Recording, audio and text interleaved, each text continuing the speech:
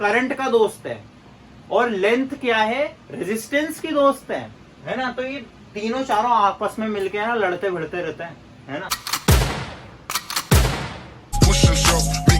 स्वागत है आपका स्टडी XYZ में। तो आज हम क्या पढ़ने वाले, आज हम पढ़ने वाले इलेक्ट्रिसिटी, जो हमारा चैप्टर है उसका एक और शानदार टॉपिक, दैट इज रेजिस्टेंस और रेजिस्टिविटी। अरे भैया रेजिस्टेंस क्या होता है, रेजिस्टिविटी होती है, अरे कुछ नहीं होता यार। आप तो सिर्फ एक ही चीज पे फोकस रखा करो, एक ही चीज, इस वीडियो को देखो ना, जब एक ही चीज पे ध्यान रखा करो कि हमें कैसे बोर्ड पर फोकस रखना है और सारी चीजें, सारी बातें मेरी कितने ध्यान से सुननी है। तो ठीक है भैया, रेजिस्टेंस रेजिस्टिविटी क्या होता है ना। इस वीडियो को पूरी देखना, एक भी जो मेरी बात है स्किप मत करना, पूरी वीडियो एंड तक देखना, सारा कॉन्सेप्ट क्लियर हो जाएगा। यार क्यों टेंशन लेते हो तुम। अब देखो रेजिस्टेंस रेजिस्टिविटी क्या होती है ना। रेजिस्टेंस के बारे में जानते हैं अपन पहले। हमारा जो वायर है, हमारा जो मेटल है, उसकी क्या होती है, एक प्रॉपर्टी होती है कि करंट को क्या करता है, अपोज करता है। It is the property of a conductor to oppose the current, to oppose the flow of current, है ना। ये क्या करता है, एयर के अंदर जो करंट फ्लो होता है ना, उसको क्या करता है, बस रोकता है ये कि करंट फ्लो ना हो। इसकी क्या है, करंट से बहुत बड़ी दुश्मनी है यार, बहुत सालों वर्षों की दुश्मनी चलती आ रही है। ये क्या करता है यार, करंट को है ना, जब भी करंट फ्लो होगा तो उसको रोकना चालू कर देगा, जब भी करंट फ्लो होगा उसको रोकना चालू कर देगा। तो यही बात है यार, इसके अंदर यार बड़ी परेशानी है इसको करंट से। ऐसा क्यों है यार। अब यार इसका जवाब तो यार मैं कैसे दूं यार, इस परेशानी इसको क्यों है। वो तो साइंटिस्ट लोग थे जो अपन के, उन्होंने यार बताया कि यार इसकी बहुत बड़ी दुश्मनी है, इस वजह से मैंने आपको यहाँ पे बता दिया। उन्होंने मुझे बताया, मैंने आपको बता दिया, ठीक है भैया। साइंटिस्ट लोगों से आपको कॉन्टेक्ट है क्या। हाँ यार, क्योंकि अपने टीचर, हमारे टीचर्स ने हमें बताया, मैं तुमको बता रहा हूँ। तो ठीक है चलो शुरू करते हैं। मजाक बहुत हो गया, आप मजाक बहुत ज्यादा करते हो यार, हैं। तो इट इज दी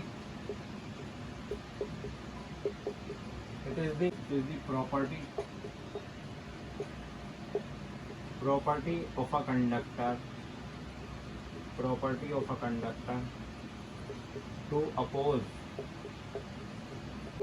it। क्या करता है भैया, ये क्या करता है कि ये प्रॉपर्टी होती है, खासियत होती है हमारे कंडक्टर की, जो क्या करती है कि करंट को जब भी वो फ्लो होगा, क्या इसने ना कसम खा रखी है कि करंट जब भी तू फ्लो होगा ना, मैं तुझे रोकूंगा, अब कर ले जो तुझे करना है। ऐसी लड़ाई चल रही है यार, मुझे बुरी बात है ये बहुत, है ना। मिल बांट के रहना चाहिए, पर क्या करे यार, इनकी मर्जी। अब तो ठीक है, क्या रेजिस्टेंस क्या करता है, लेकिन पर एक चीज है करंट के अंदर, एक चीज है रेजिस्टेंस के अंदर, ये एरिया से बहुत ज्यादा डरता है। क्या, लेंथ अगर मान के चलो वायर है ना, रेजिस्टेंस की तो परेशानी है उसको तो करंट से, कि करंट जब भी तू फ्लो होगा ना, है, इसने बोल रखा करंट तू जब भी फ्लो होगा मैं तुझे रोकूंगा। लेकिन पर ये किस चीज से डरता है वायर के अंदर, ये डरता है वो एरिया से, है ना। कैसे, चलो लेंथ बढ़ रही है, और लेंथ इसके अंदर बहुत ज्यादा खराब चीज है। लेंथ क्या करती है, इसका साथ देती है कि लेंथ बढ़ेगी तो रेजिस्टेंस बढ़ेगा। रेजिस्टेंस और लेंथ का बहुत बहुत खास रिश्ता है, रिलेशन है। किस तरीके से, जैसे पोटेंशियल डिफरेंस और उसका था करंट का, है ना। तो क्या, लेंथ बढ़ेगी तो रेजिस्टेंस बढ़ेगा, तो रेजिस्टेंस बढ़ेगा तो करंट बहुत ज्यादा रोकने में आएगा करंट को तो फिर ये रोकेगा ही रोकेगा, करंट का तो बहुत दुश्मन है ना। तो लेंथ बढ़ेगी तो रेजिस्टेंस बढ़ेगा, है ना। अगर लेंथ कम होगी तो रेजिस्टेंस कम हो जाएगा, ठीक है। क्योंकि लेंथ यार मदद नहीं कर रही ना उसकी यार, है, लेंथ कम होती जा रही है। लेंथ कम होगी तो रेजिस्टेंस कम होगा, और ऐसा मान के चलो लेंथ अगर 0 तो हमारा क्या नाम से, रेजिस्टेंस भी 0, वही चीज। तो ठीक है, ये हो गया अपना। अब क्या, मैंने क्या बताया था कि एरिया क्या इसका बहुत बड़ा दुश्मन है। हाँ सही बात है, एरिया इसका दुश्मन है। कैसे दुश्मन, देखो क्या, अगर एरिया बढ़ता है, वायर के अंदर जो एरिया ऑफ क्रॉस सेक्शन है, अगर वायर इतनी मोटी है, मान इतनी मोटी वायर है ना, तो क्या होगा, रेजिस्टेंस क्या होगा, कम होगा, है ना। क्योंकि यार एरिया इसका डबल दुश्मन है। एरिया किसका साथ देता है, करंट का साथ देता है। अगर एरिया ज्यादा होगा तो करंट तो ऐसा पानी की तरह जाएगा ना यार, जब मजा आ जाएगा आपको, मक्खन की तरह जाएगा करंट, है ना। क्या, अगर एरिया बहुत ज्यादा है तो करंट तो आराम से जाएगा, क्योंकि एरिया क्या है, करंट का दोस्त है, और लेंथ क्या है, रेजिस्टेंस की दोस्त है ना। तो ये तीनों चारों आपस में मिलके ना लड़ते भिड़ते रहते हैं, है ना। तो क्या एरिया बढ़ेगा तो रेजिस्टेंस घटेगा, और एरिया अगर कम होगा तो रेजिस्टेंस क्या हो जाएगा, एरिया कम होगा तो रेजिस्टेंस बढ़ जाएगा। अगर इतनी मोटी वायर है तो करंट आराम से फ्लो हो जाएगा, है ना, रेजिस्टेंस होगा ही नहीं। और एरिया अगर ज्यादा है तो करंट आराम से फ्लो हो जाएगा, रेजिस्टेंस होगा ही नहीं। और अगर एरिया कम है, इतनी पतली वायर है, तो रेजिस्टेंस यार बहुत ज्यादा होगा यार, बहुत ज्यादा रेजिस्टेंस होगा, करंट है ना बहुत मुश्किल से फ्लो हो पाएगा, है ना, बहुत ज्यादा, ठीक है, बहुत ज्यादा मुश्किल से करंट फ्लो हो पाएगा। तो इसका मतलब अपन क्या कह सकते हैं ना, हमने क्या बोला था, पोटेंशियल डिफरेंस करंट में, अगर पोटेंशियल डिफरेंस बढ़ रहा था तो करंट भी बढ़ रहा था, पोटेंशियल डिफरेंस घट रहा था तो करंट भी घट रहा था। तो अपन ने क्या बोला था, इसी तरीके से इसके अंदर लेंथ बढ़ रही है तो रेजिस्टेंस बढ़ रहा है, लेंथ घट रही है तो रेजिस्टेंस घट रहा है। तो इसका मतलब अपन क्या कह सकते हैं ना कि रेजिस्टेंस डायरेक्टली प्रोपोर्शनल होता है किसके, लेंथ के, है ना, रेजिस्टेंस क्या होता है, डायरेक्टली प्रोपोर्शनल होता है लेंथ के, ये बात अपन कह सकते हैं। और क्या, और कोई भी चीज, और एक और चीज के एरिया क्या है, अब देखो एरिया क्या, एरिया बढ़ रहा है रेजिस्टेंस घट रहा है, एरिया घट रहा है तो रेजिस्टेंस बढ़ रहा है। तो इस चीज को अपन क्या कहेंगे, इनवर्सली प्रोपोर्शनल। अगर इसके साथ साथ बढ़ रहा है, इसके साथ साथ घट रहा है, तो वो डायरेक्टली प्रोपोर्शनल होता है, ये वाला साइन होता है। और ये क्या होता है, और एक चीज बढ़ रही है और उसकी वजह से एक चीज घट रही है, मतलब एरिया बढ़ रहा है और रेजिस्टेंस घट रहा है, एरिया घट रहा है तो रेजिस्टेंस बढ़ रहा है। तो इस चीज को अपन क्या कहेंगे, इनवर्सली प्रोपोर्शनल। और इसके साथ साथ बढ़ रही है तो होगा डायरेक्टली प्रोपोर्शनल, है ना। तो क्या, अब देखो रेजिस्टेंस इज डायरेक्टली प्रोपोर्शनल तो है लेंथ के, और रेजिस्टेंस क्या इनवर्सली प्रोपोर्शनल है 1/a, इनवर्सली प्रोपोर्शनल है डिवाइडेड बाय a, है ना, मतलब 1/1 डिवाइडेड बाय a, है ना, इनवर्सली प्रोपोर्शनल।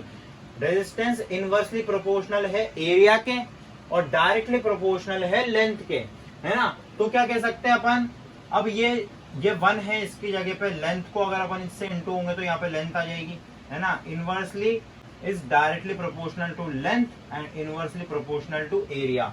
अब अपन को क्या करना है, प्रोपोर्शनैलिटी के साइन को अगर अपन को हटाना है, अपन को प्रोपोर्शनैलिटी का साइन हटाना ही होगा ना यार, इक्वल का साइन कांस्टेंट लगा देंगे, क्या, रो। रो क्या सर क्यों रुला रहे हो यार आप, हैं, क्या सर क्यों रुला रहे हो, है ना यार, अरे यार क्या करो यार, अब रो बड़े बड़े साइंटिस्टों ने रुला दिया अपन को यार। प्रोपोर्शनैलिटी के साइन को हटाकर क्या करना है, इक्वल का साइन लगाना है, ऐसा इक्वल का, तो अपन को क्या, वो कांस्टेंट लगाना पड़ेगा रो। रो इस तरीके का दिखता है ना, ग्रीक अल्फाबेट में से अपन ने लिया ही है ना, रो। ये होती है हमारी रेजिस्टिविटी, यहां से आती है। तो ये रेजिस्टेंस का फॉर्मूला क्या होगा, resistance is equal to rho L/A, है ना। क्या आ गया अपना, ये रेजिस्टेंस का फॉर्मूला आ गया, resistance is equal to rho L/A, है ना, resistance is equal to rho length upon area, है ना। ये हो गया अपना रेजिस्टेंस का फॉर्मूला, ठीक है। और क्या, रेजिस्टेंस का फॉर्मूला हो गया, और इसकी SI यूनिट क्या हो जाएगी अपने पास, इसकी SI यूनिट अपने पास हो जाएगी, SI यूनिट हो जाएगी अपने पास इसकी, इधर की तरफ लिख रहा हूं मैं, SI यूनिट हो जाएगी ओम, इसकी रेजिस्टेंस की SI यूनिट होगी अपने पास ओम। अब इन सब चीजों को है ना आप नोट कर लो यार, डायरेक्टली प्रोपोर्शनल होता है लेंथ बाय एरिया के। तो अपन ने क्या, अगर हमें प्रोपोर्शनैलिटी का साइन को हटाना तो हमें कांस्टेंट लगाना पड़ा था, क्या कांस्टेंट अपन को लगाना पड़ा था, ये रेजिस्टिविटी का, जैसे ये रो अपन को ये कांस्टेंट लगाना पड़ा था, ठीक है, ये कांस्टेंट है। तब जाके अब अपन क्या कर सकते हैं, इक्वल का साइन लगाकर क्या कर सकते थे, L/A, ये कांस्टेंट है अपना। तो रेजिस्टेंस का फॉर्मूला क्या हो गया अपने पास, resistance equal to rho L/A, है ना, रेजिस्टेंस का ये अपने पास फॉर्मूला आ गया था। इसकी SI यूनिट मैंने आपको पीछे दे दी थी, क्या दी थी, SI के दी थी मैंने आपको, इसकी ओम दे दी थी, ठीक है। अब क्या भैया, ये रो क्या चीज है, ये रो है ना, यही तो है यार रेजिस्टिविटी, है ना। रेजिस्टिविटी क्या है, ये रो ही है। रेजिस्टिविटी क्या होती है, अब भैया रेजिस्टिविटी के बारे में देखते हैं। रेजिस्टिविटी क्या होती है, रेजिस्टिविटी ये होती है ना कि जो मटेरियल, हमने क्या बोला था, रेजिस्टेंस क्या होता है कि ये कंडक्टर की एबिलिटी होती है, क्या क्या क्या एबिलिटी होती है कि वो करंट को क्या करेगा, रोकेगा फ्लो होने से, है ना। रेजिस्टेंस तो ये चीज होती थी, लेकिन पर ये जो रो है, ये जो रेजिस्टिविटी है ना, रेजिस्टिविटी इस तरीके से, ये रो यही है रेजिस्टिविटी। तो क्या रेजिस्टिविटी क्या होती है ना, मटीरियल की एबिलिटी होती है। It is the property of a material to oppose the current, है ना। प्रॉपर्टी होती है मटेरियल की, मटेरियल पे डिपेंड करती है। ये किस पर डिपेंड करती है, मटेरियल पे। मटेरियल कैसा है, होता है कि कॉपर हो सकता है, और कॉपर हो सकता है अपने पास, एल्यूमिनियम हो सकता है, ये सारे मटेरियल्स के ऊपर, ये मटेरियल के ऊपर डिपेंड करती है किस चीज का वायर है, वो कॉपर का वायर है, वो एल्यूमिनियम का वायर है, वो कॉपर का वायर है, वो एल्यूमिनियम का वायर है। इन सब चीजों पे क्या करती है, रेजिस्टिविटी डिपेंड करती है। ठीक है, तो क्या रेजिस्टिविटी क्या होती है, रेजिस्टिविटी होती है, इट इज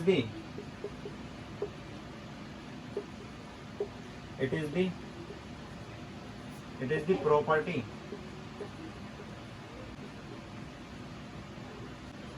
करंट।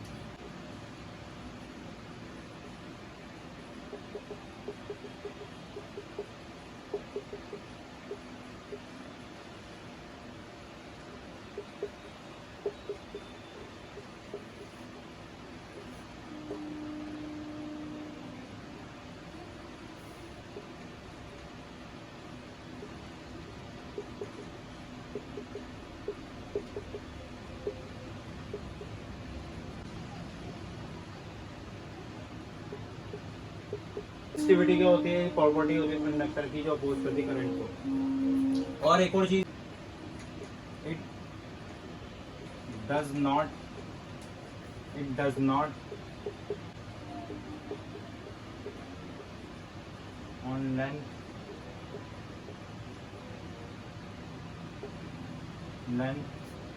एंड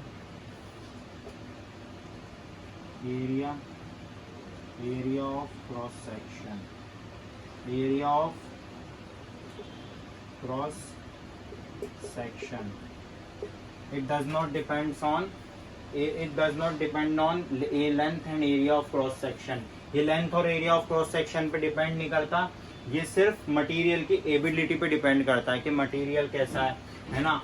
और रेजिस्टेंस क्या होता है, रेजिस्टेंस की एक पॉइंट मैंने लिखा है, वो यहाँ पर नोट कर लो आप। रेजिस्टेंस का, रेजिस्टेंस क्या करता है, रेजिस्टेंस एंड्स, इट डिपेंड्स